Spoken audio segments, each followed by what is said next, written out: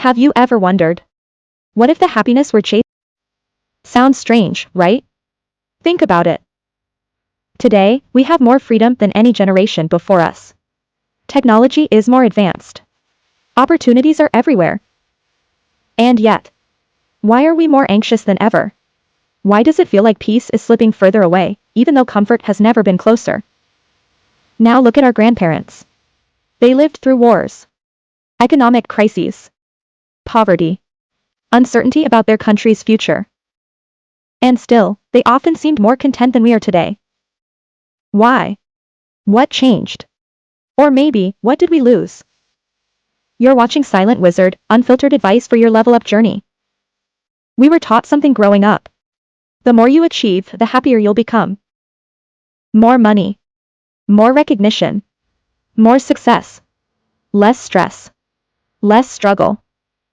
But no one told us that in the glow of achievement, we might slowly lose ourselves. Our previous generations lived differently. There was stability. A permanent job. Joint families under one roof. Shared meals. Shared laughter. Success wasn't a performance. It wasn't measured in followers.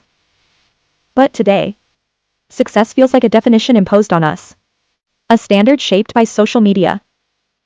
We're no longer competing with the people around us. We're competing with the entire internet. Life feels heavier now. Education is expensive. Careers take years to stabilize. Vacancies are limited. Expectations are endless. We're told, you can become anything. And that sounds empowering. But when every path is open, every wrong turn feels like failure. 30 or 40 years ago, our parents had fewer choices. But fewer choices meant fewer comparisons. And fewer comparisons meant a clearer sense of progress. Yes, our lives today are more comfortable. More convenient. But deep inside, why do so many of us still feel alone? We're constantly connected. Information arrives in seconds. Messages are instant. Everything is one click away. But is this connection the same as closeness? There is convenience. But is there peace? I'd argue, not always. Our grandparents built friendships face to face. Their happiness didn't depend on likes.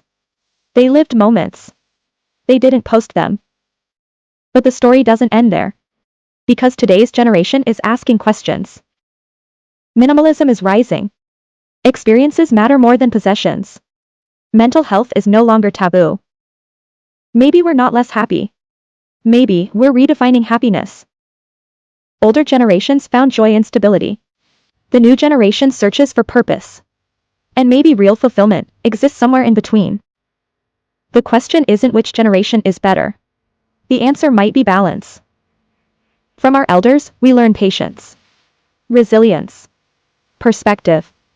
From the new generation, we gain emotional awareness, self-expression, courage to question. Traditions evolve. Lifestyles change. But connection can still remain. Between generations. Between experiences. Between hearts.